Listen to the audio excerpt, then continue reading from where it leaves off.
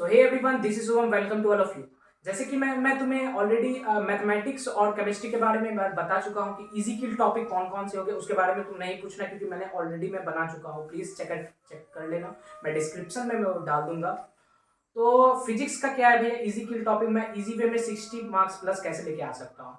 तो इसमें मैं पहले एक बात मैं बता दूँ, 60 मार्क्स लाने के लिए तुम्हें क्या करना होगा, लगभग 15 क्वेश्चन के आसपास तुम लोग को टच करना होगा। जैसे मैंने पिछले वीडियो में भी बताया था कि तुम लोग को एक स्ट्रेटेजी के मानसिक तुम लोग को चलना होगा। 15 क्वेश्चन से मतलब हो जाता है कि अराउंड ये नहीं कि तुम्हें एटलीस्ट सिर्फ 15 क्वेश्चन ही टच करना है, तुम लोग 17-18 क्वेश्चन टच करना है, क्योंकि लगभग जितना तुम मारते हो तो उतना एक दो तो गलत हो ही जाता है उसके पढ़ाया।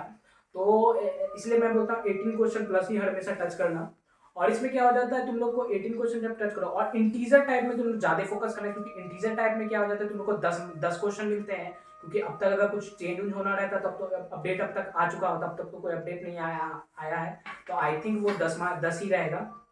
तो 10 में क्या हो जाएगा, तुम लोग को वो 5 क्वेश्चन मास्टर पीस की तरह से तुम लोग को पिक करना है और वो 5 क्वेश्चन को क्रुशियल तरीके से तुम लोग को वो डील करना है। और वो जो 5 क्वेश्चन जो उसमें तुम लोग को निगेटिव नहीं देनी है, ऐसे तो उसमें निगेटिव नहीं होती, वो लोग को तुमको गलत नहीं करना है। तो इसमें स्ट्रेटेजी से में बात कर लेते हैं उसके ऊपर। तो उससे पहले मैं एक और बात तुम लोग को बता देता हूँ कि पेपर अटेम्प्ट का स्ट्रेटेजी जैसे तुम लोग को बताया, सबसे पहले तुम पिक कर सकते हो मल्टीपल चॉइस क्वेश्चन में कौन सा इजी टॉपिक है जो तुम लोग को बहुत ज़्यादा स्ट्रांग है, पहले वो पिक कर लो। उसके बाद तुम लोग को अगर टाइम मिले तो तुम लोग वो कर सकते हो।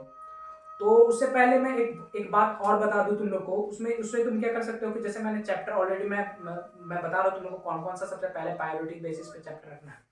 सबसे पहले तुम लोग को जो सबसे पहले जो चैप्टर देना है, तो वो जो सबसे इजी होता है वो करंट इलेक्ट्रिसिटी। क्योंकि भैया करंट इलेक्ट्रिसिटी उसमें क्या होता है, तुम लोग को ज्यादा दिमाग नहीं लगाना पड़ता है। और करंट इलेक्ट्रिसिटी में बहुत हाई वेटेज में जो होता है कि हमेशा एक खास करके किरचॉफ्स लॉ जो हो जाता है वो बहुत ज्यादा इंपॉर्टेंट हो जाता है, इसलिए करंट इलेक्ट्रिसिटी को ज्यादा फोकस करना। उसके बाद आ जाता है तुम्हारा ट्वेल्थ का ही टॉपिक है जो तुम्हारा बोर्ड में भी हेल्प करेगा। जैसे करंट इलेक्ट्रिसिटी हो गया तो वो बोर्ड में भी हेल्प करेगा। और मॉडर्न मॉडर्न बहुत इजी होता है और तुम लोग को वो भी बहुत जल्दी पढ़ लेना चाहिए, क्योंकि वो पढ़ोगे तो तुम लोग को केमिस्ट्री में भी थोड़ा हेल्प मिल जाएगा। उसके बाद तुम्हारा आता है चैप्टर सेमीकंडक्टर। सेमीकंडक्टर में खास करके तुम लोग का जो इंपॉर्टेंट हो जाता है कि वो पीएन जंक्शन टाइप का जो डायोड जो हो जाता है वो बहुत ज्यादा इंपॉर्टेंट हो जाता है। और जो तुम्हारा लॉजिक गेट जो हो जाता है, वो लॉजिक गेट तो समझो कि स्पेशली जेमेंस के बेसिस पे ही है।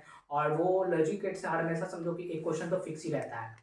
उसके बाद आ जाता है तुम्हारा एक चैप्टर हीट एंड थर्मोडायनेमिक्स के टीजी जो हो जाता है, वो बहुत ज्यादा इजी होता है। और इस पे मैं ज्यादा इसलिए फोकस कर रहा हूँ, तुम लोगों ने ये मत बोलना कि भैया ये चैप्टर बहुत बड़े हो जाते हैं। बड़े होने से क्या होगा दोस्तों, तुम लोग को तुम मंजिल तुम्हारा तो ये है ही नहीं दूर, क्योंकि मंजिल जब तुम पाले हो, अपना शौक पाले हो बहुत ज़्यादा ड्रीम जाने के चक्कर में, तो तुम लोग को मेहनत भी तो उसी हिसाब से करनी होगी। अगर तुम सोच रहे हो कि दिन भर हम सो के हम सारा काम करें तो वो पॉसिबल तो नहीं है। क्योंकि थर्मोडायनेमिक्स इसलिए मैं ज़्यादा बोल रहा हूँ कि थर्मोडायनेमिक्स को, क्योंकि तुम्हारे केमिस्ट्री में भी तुम लोग को वो हेल्प मिल जाएगा। और एक हो जाता है तुम लोग का, जैसे कि मैंने ग्रेविटेशन ग्रेविटेशन तुम लोग का बहुत इजी की टॉपिक है। मैं रोटेशन नहीं बोलूंगा तुम लोग को करने के लिए, क्योंकि रोटेशन थोड़ा लंबा हो जाता है और थोड़ा बहुत ज़्यादा हेवी भी हो जाता है, क्योंकि रोटेशन बहुत बड़ा और थोड़ा टफ भी क्वेश्चन आ जाते हैं कभी कभी उससे। और इलेक्ट्रोस्टेट का तुम बोर्ड लेवल की जो पढ़ाई करोगे वो कर लेना, क्योंकि इलेक्ट्रोस्टेट पढ़ोगे तो ग्रेविटेशन भी लगभग लगभग सेम ही हो जाएगा। और तुम लोग का जो सबसे पहला जो टॉपिक चैप्टर जो आता है तुम्हारा यूनिट एंड डायमेंशन एडर, वो कर लेना। वो बहुत ज़्यादा क्रुशियल चैप्टर है, क्योंकि उससे भी क्वेश्चन बहुत आते हैं। तो अप्रोच तुम इतने कर लोगे तो तुम 60 मार्क्स रदर गेट कर लोगे। तो आई होप तुम्हें सारा चीज़ अच्छे से समझ में आ गया होगा। और भी कोई रिलेटेड से तुम्हें कोई वीडियो चाहिए तो तुम प्लीज़ तुम्हें बता देना। तो अगर तुम इस चैनल पे नए हो तो प्लीज़ लाइक करो, चैनल को सब्सक्राइब करो और इसे वीडियो भी शेयर कर देना तुम्हारे फ्रेंड के साथ, क्योंकि तुम्हारे फ्रेंड भी बहुत ज़्यादा उसे भी जेई मेंस में अच्छा स्कोर करना होगा। तो thank you, have a nice day.